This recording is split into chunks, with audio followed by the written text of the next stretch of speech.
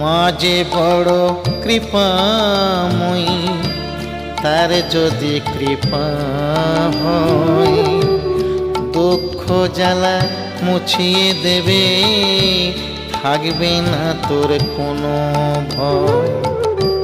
মা যে বড় কৃপাময়ী, তার যদি কৃপা হয় দুঃখ জ্বালা মুছিয়ে দেবে, থাকবে না তোর কোনো ভয়।